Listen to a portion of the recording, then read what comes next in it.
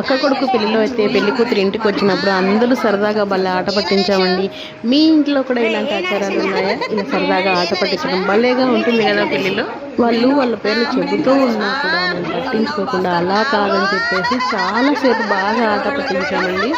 అందరూ కలిసి సరదాగా చాలా బాగా ఎంజాయ్ చేశాము. ఎవరండి మీరు?